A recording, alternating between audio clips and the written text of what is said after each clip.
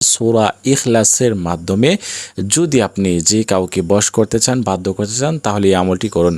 আসসালামু আলাইকুম ওয়া রাহমাতুল্লাহ। সম্মানিত দর্শক, সূরা ইখলাস 3 বার পাঠ করে হাতের মধ্যে ফু দিলে কি হয়, কি লাভ হয়, এই সম্পর্কে আমি আজকে আলোচনা করব।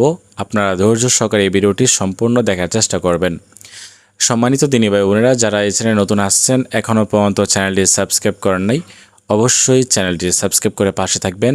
এই চ্যানেলে আরও নতুন নতুন দোয়ার ভিডিও দেওয়া হবে ইনশাআল্লাহ। আপনারা শুধুমাত্র চ্যানেলটি সাবস্ক্রাইব করে পাশে থাকবেন। আজকে আমি যে বিষয়টি নিয়ে আলোচনা করব সেটি খুবই গুরুত্বপূর্ণ একটি বিষয়, সূরা ইখলাস।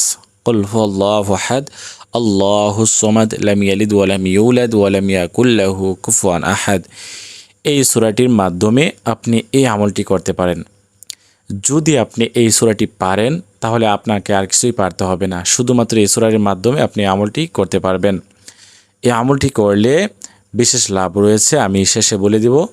তার আগে আমি আপনাদেরকে বলবো যে আমলটি আপনারা কোন সময় করবেন, কিভাবে করবেন এবং করলে কি হবে, এই সমস্ত বিষয় নিয়ে আলোচনা করব। আপনারা ধৈর্য সহকারে এই ভিডিওটি সম্পূর্ণ দেখার চেষ্টা করবেন।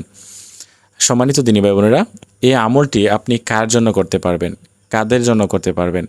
এই আমলটি আপনি আপনার প্রিয় মানুষের জন্য করতে পারেন, ভালোবাসার মানুষের জন্য করতে পারেন। আপনার স্ত্রী, আপনার স্বামী, আপনার ভাই বোন, যে হোক না কেন, তার জন্য আপনি আমলটি করতে পারেন।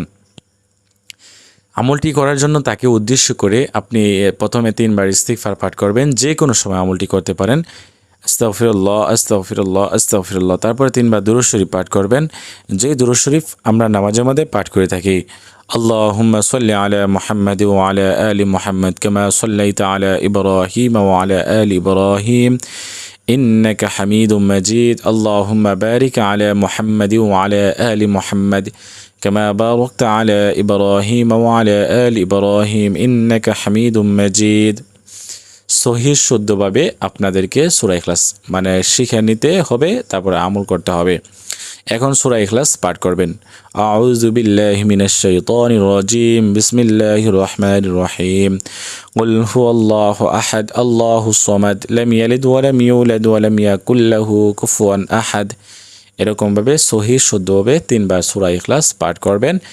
তারপরে শেষে 3 বার দুরূদ শরীফ পাঠ করবেন। পাঠ করে আপনি ওই হাতের মধ্যে, আপনার হাতের মধ্যেই আপনি এভাবে ফু দিবেন। ফু দিয়ে আপনি ওই ব্যক্তির নাম, যে ব্যক্তির জন্য আপনি আমলটি করতেছেন, ওই ব্যক্তির নাম নিয়ে আপনি এখানে 3টি ফু দিবেন।